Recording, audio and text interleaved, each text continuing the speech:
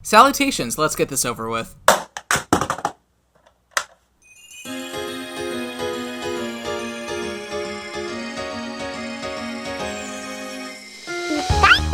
Hey you, Pikachu is a virtual pet simulator developed by Umbrella, a company you may recognize for a whole bunch of Pokemon spin-off games of varying popularity, most notably the Pokemon Rumble series. There's honestly not a whole lot to talk about in regards to this game's development history, at least from what I could find, but essentially Umbrella wanted to mess around with the then unexplored world of voice interactivity in video games. It was quickly decided that the theme of the game would be chatting with a pet, and even quicker, that pet was decided to be Pikachu.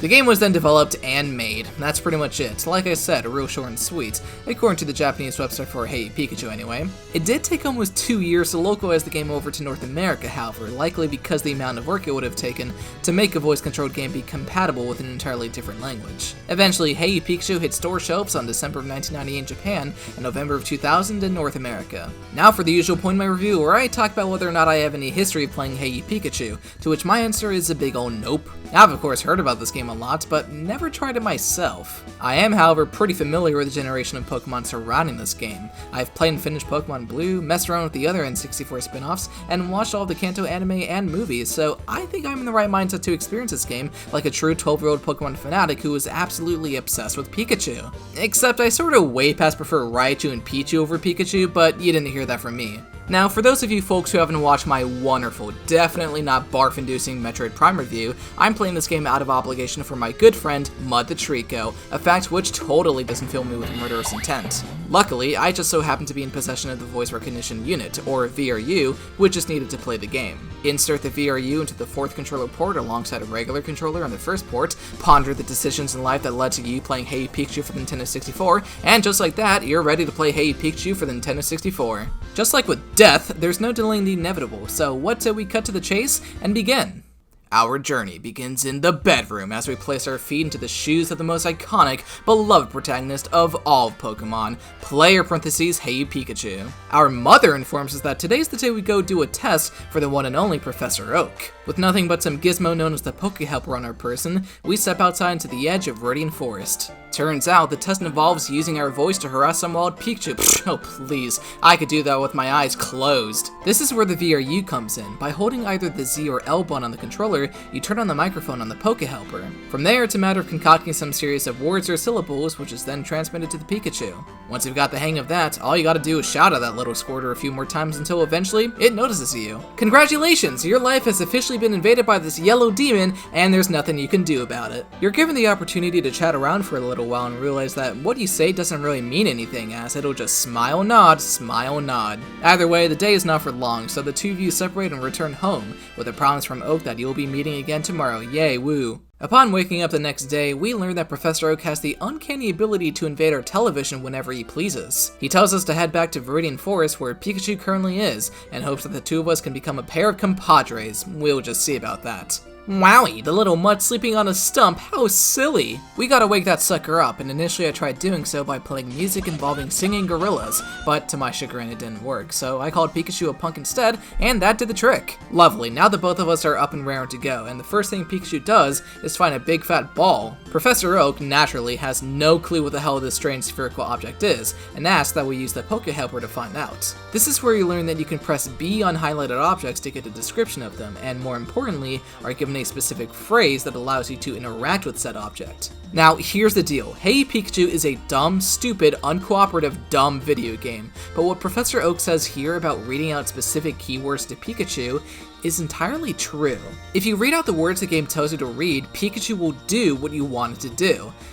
Usually. Vague or random phrases won't get you anywhere, and for a voice-controlled game originally developed in 1998, I don't think you should expect that to be the case. Anyway, Pikachu pulls an apple out of its crotch. Now I think that's a good place to stop for today. Strange, as the two of us depart, Pikachu keeps looking back at us. What, is her neck broken or something? Go away! As dawn dawns, a most horrible revelation comes to light. Pika! Pikachu knows where I live now! That's not horrifying at all. Our mother chimes in and tells us to be nice to the Pikachu.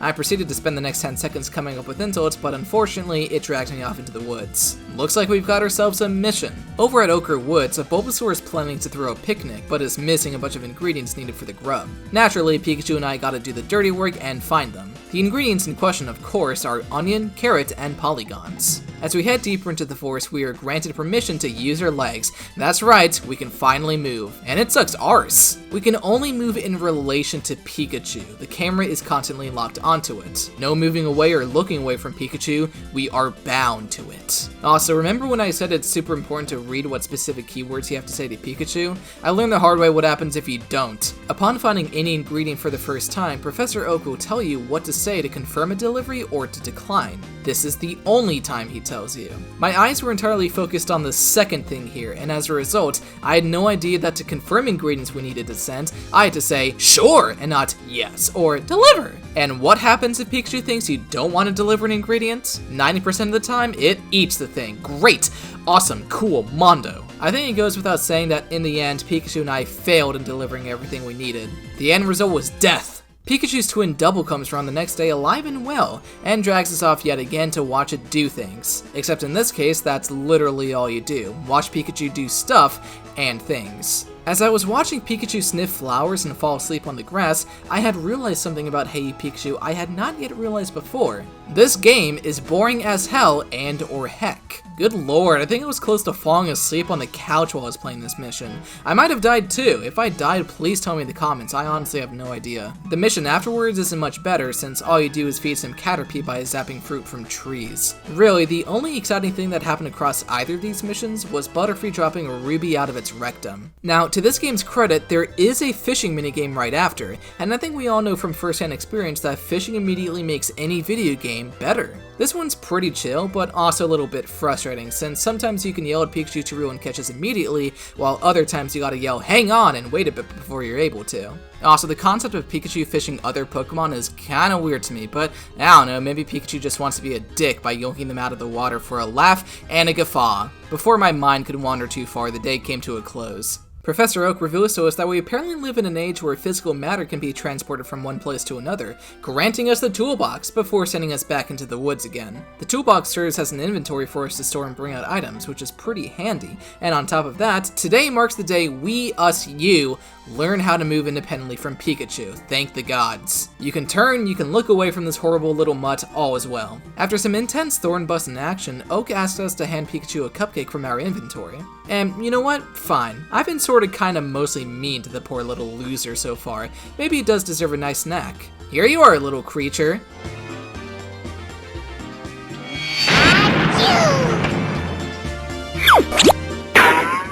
Okay. So it turns out Pikachu robbed me, nearly murdered me in cold blood, and nearly murdered me in cold blood a second time because it wanted to feed some hungry Caterpie. Alright. Well, obviously I'm pretty darn pissed off at Pikachu, so surely our protagonist is about to give the scolding of a lifetime. I am pissed. Fine, I guess I'll let the guy move in. Not like I have much of a choice anyway, because the concept of free will is non-existent in the world of Hey Pikachu. Professor Oak and our mother are positively ecstatic to hear the news, and wish for Pikachu to grow into one fine Pokemon. We'll just see about that. Well, it's been one long, crazy day, but at last I can finally enjoy a nice, warm slumber.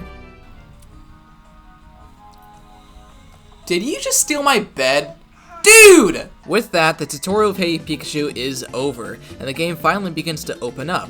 Instead of being railroaded into doing whatever missions the game tells you to do, you now have access to Pikachu's Playdays, a map of a bunch of activities you can do in whatever order you so please. On top of that, you can now hang around at your house and do whatever. Combined with now being able to control your movement independently from Pikachu, suddenly you have a lot more freedom on your hands, and it's a breath of fresh air. Dicking around at home may honestly be the most fun thing about Hey Pikachu. Chat with Pikachu and see what happens, or ricochet beach balls off of its face. Watch it run into a window, or just bump into the guy yourself. There's even a little TV game you can play, which is pretty much the Who's That Pokemon segment from the Pokemon anime, and stuff like that is so charming. One of my favorite moments was out on the front yard, where me and Pikachu were sitting right next to a pool of water, and I asked Pikachu to look for said water. Pikachu, being a genius at work, was unable to find water of any kind and got pissed. I did this numerous times until Pikachu hated my guts, and it was so much fun. And, you know, since we're being weirdly positive about Hey You Pikachu, I may as well talk about one of my favorite aspects of the game, its presentation. Starting with the graphics, Hey You Pikachu is a pretty lovely looking N64 game, especially for 1998. Environments such as Ochre Woods or Springleaf Field are the places of dreams, and all the Pokemon, textures, and especially Pikachu itself are quite detailed and lovely. The frame rate may take major chugs at points, but it doesn't really matter for this type of game. Also, the control stick on the pause menu is totally wicked. As for the music, a game like Hey You Pikachu, consisting of a little kinder pet Pikachu roaming around nature, needs a fun and innocent soundtrack to match. Composer Miki Obata totally nails it. Every song is comprised of energetic and carefree woodwinds, brass instruments, drums, synths, what have you. Hey You Pikachu may be one frustrating game at times, but the music is so cheery and fun, I can't help but love it. The theme when you're shopping almost sounds like something out of Klonoa, it's so cute.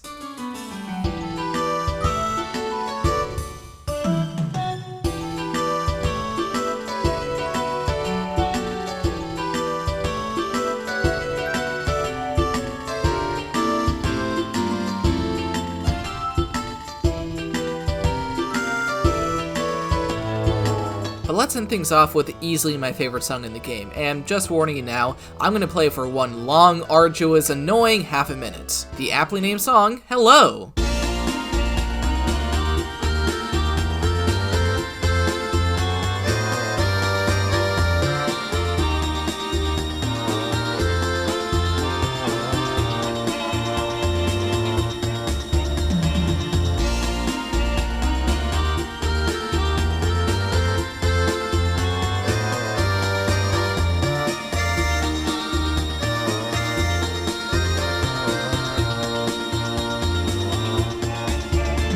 Well, it sure was nice being positive about this game for so long, but unfortunately, we have to go back to actually playing it. So we just finished the tutorial, which is retrospectively known as Pikachu's Discovery Days, and it was dog. Is Pikachu's Play Days any better, or is it in fact dog as well? The first location I chose from this map was Olivine Lakeshore, which I soon discovered was a really awful decision. Olivine Lakeshore is a foggy, dreary maze in which your objective is to find Poliwag littered all about. But remember, keep your eyes on Pikachu and the Poliwag at all times, or else they will run off and get lost. It's slow, and it's boring. The mission at Springleaf Field isn't much better, where you have to get Pikachu to water a bunch of Oddish. Plot twist, some of the Oddish aren't actually Oddish, but radishes, oh no! Again, it's slow, it's boring, etc, etc. None of the missions that we've already seen are that much more fun either, even with the improved movement controls. At some point during the babysitting mission, I got so bored that I just stared at some trees while the Caterpie starved to death. Anyway, how about something a little different? The Piñata activity. Your objective is to guide a blindfolded Pikachu to the Piñata and get it to smack it silly. You have a lot more control over Pikachu than usual, which is great, but that just makes the moments when Pikachu doesn't listen to you all the more aggravating. Sometimes it'll ignore your commands to turn and such, and even worse, sometimes it'll just smack the sand without your input. This mission is really odd, by the way, because once you clear for the first time, a strange sequence of events occur. Venusaur over here congratulates your efforts with a dinky little harmonica. Okay, cool. Blam, suddenly you're out of camp for some reason, complete with totally original music and everything. A Haunter shows up to spook the two of you before getting pummeled with electricity to the face and leaves. I praise Pikachu, and Pikachu falls asleep. Blam, once again, now we're back at the beach, and Pikachu uses the harmonica to summon a Lapras, who gives us a ride to Cobalt Island, and thus beginning a new mission. I would now like to ask, what the hell was the point of the camping segment? That was literally 52 seconds of gameplay that never gets mentioned again. It makes me wonder if the developers intended on making this camping segment some multi-day shindig, which honestly would have been really cool. Instead, we got what's pretty much a big-lipped alligator moment. How strange. Oh yeah, and the Cobalt Island mission is pretty unremarkable too, but the environment is nice and chill. We've now seen pretty much all of the regular missions in Hey Pikachu. Yeah, there isn't much. As such, I want to shift gears to something I've kinda already talked about, but want to emphasize now, the voice controls. Time over time again, you'll hear folks say that Hey Pikachu is a frustrating game to play because the VRU doesn't work properly, or something along those lines, and I hope I've made it clear by now that that's not really true at all. Again, reading out the keywords the game tells you to read will almost always result in what you want. I thought I was gonna have to raise my voice super high so I would sound like a child, and admittedly I still did that a lot, but the game recognized my normal voice just fine. It's not the VRU that's the problem, it's this rat. Pikachu is programmed to deliberately ignore your commands whenever it feels like it. If it wants to, it will jump on hills for about a minute before it decides to start listening to you again.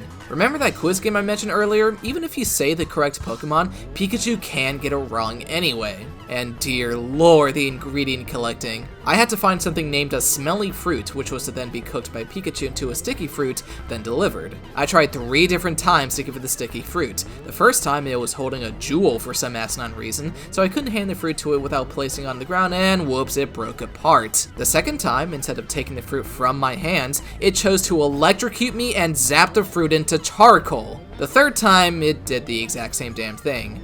And then the day ended. Wow, well that's just about as bad as it gets, right? No. Allow me to present Shopping in Hey Pikachu. Disc! Disc! Pikachu. Disc! Disc! Disc! Disc! Disc! Disc! Disc! Disc! Disc! I want a disc! Disc! Disc! Disc! Disc! Disc! Disc! Disc! Disc! Disc! Disc! Poké disc! Poké disc! Poké disc! Poké disc! Pikachu. No. No! Shopping bites. In conclusion, Pikachu does not give a damn. Pikachu is not your friend. Pikachu is a demon and a nerd. Yeah-oh, looks like Pikachu took what I just said to heart because it's gone. Some really dramatic music starts playing and I'm gonna be totally honest, that combined with the dialogue made me think Pikachu just murdered someone and bolted. It even stole the Poké Helper. Oh, good heavens! What could possibly be going on with Pikachu? It's a minigame. You use a megaphone to yell at Pikachu until it notices you and gives back the Poké Helper.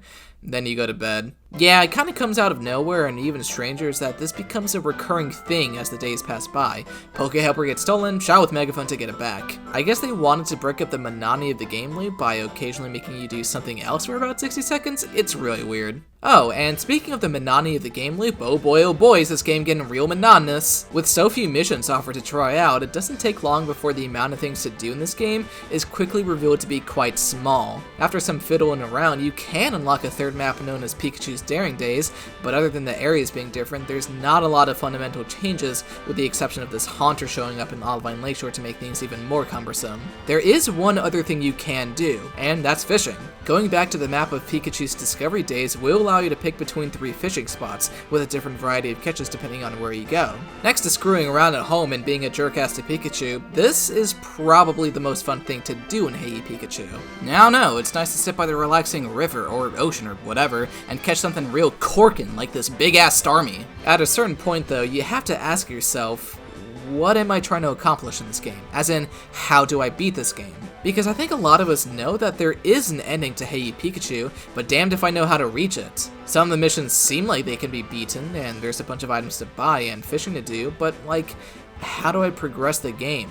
Well, may as well cancel all my plans for the foreseeable future, cause I'm gonna have to spend some time figuring out what to do. Hopefully this doesn't take too long.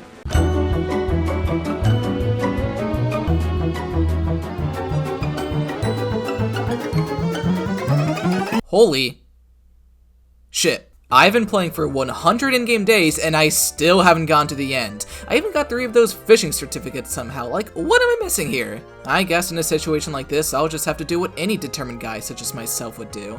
Give up and use the internet. Wikipedia says that the endgame is triggered upon playing for 365 in-game days. After a few minutes of rage and agony, I decided that Wikipedia is a big load of crap and decided to find some speedrun guides instead. Ah, here we go. Apparently what I'm actually supposed to do is finish the final babysitting mission in Viridian Forest, strike a Haunter with lightning in Olivine Lakeshore, and prevent Pikachu from running into a Diglett in Springleaf Field, and I need to have 20,100 smackers. What the heck, am I about to unlock Luigi or something? Well, I don't have any other leads, so I may as well give this a shot. The only thing I'm missing from this list right now is the Diglett thingy, and it turns out by doing so, this comically large gloom shows up. Alright, cool, now let's see if anything actually happens the next day.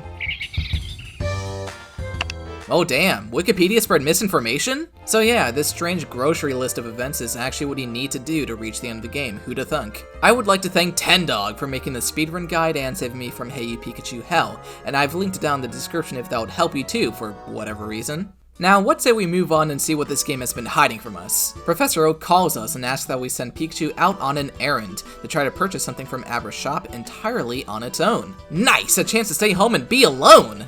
Huh? Oak wants me to hide in a cardboard box and spy on Pikachu? Then what the heck is the point of this? Pikachu heads to Springleaf Field with me hiding in some dumb little box and stalking the critter. What follows is 8 long minutes of not really doing anything, really. You just kind of move slowly and make sure you're not too close to Pikachu as it does stupid stuff. No need to use the V or U or, engage with the game at all. It's also really amusing to see that, even after all this time with Pikachu, it hasn't really gotten smarter or more self-capable at all. It gets distracted numerous times, trips over and over, doesn't think to use electricity powers to pick fruit from trees like we've already done on several occasions in the recent past. Yeah, Pikachu is still one gigantic bonehead, but as boring and dumb as this whole segment is, I don't know, it's really amusing for that exact same reason. It's just so silly and mundane. One of my favorite little moments was when Pikachu notices a Charmander standing on the cliff for some reason, and when it tries greeting the lizard, the Charmander just walks away. Not even other Pokemon want to deal with Pikachu's garbage. After what feels like an eternity, Pikachu does make it to the shop, amazingly enough, and buys a telescope. Good job! Apparently, the protagonist then proceeds to move at the speed of light or something, because somehow we make it home before Pikachu does. Now to gaze upon the stars with our shiny new telescope. There's like 7 stars in the sky. 20,000 Pokebucks well spent. It was a bright and quiet morning. Professor Oak yet again orders us to go do stuff, saying we shall go to Viridian Forest, specifically back where we found Pikachu sleeping on that little stump. Hey, look! Once again, Pikachu finds a big fat ball. Oak comments that this huge orb is symbolic of how deep Pikachu and I's friendship has become. Debatable. We are true friends, he says, and as a true friend of Pikachu, there's something I must do. Apparently that something is ditch this loser. Yup. Professor Oak tells us that as a wild Pokemon, Pikachu would live happier amongst others of its kind, rather than with me.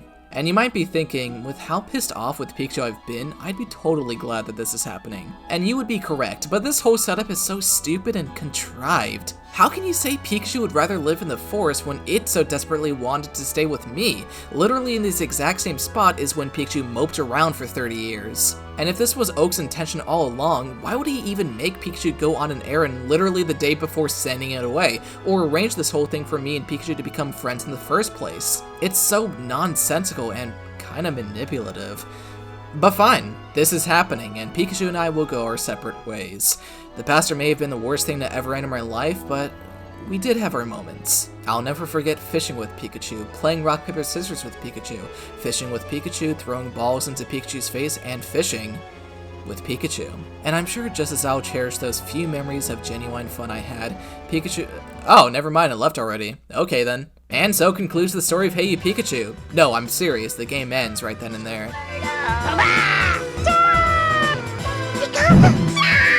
Well, I think that's enough Hey You Pikachu for one lifetime, so let's wrap this up and blurt out a bunch of final thoughts. Hey You Pikachu is a game about a really lovely idea in theory that sadly fails in being executed well. Let's face it, the concept of talking to a Pokemon pal and befriending them over time is absolutely sick, something that I'm sure a lot of Pokemon fans would enjoy. However, 2 major problems prevent Hey You Pikachu from sticking to landing.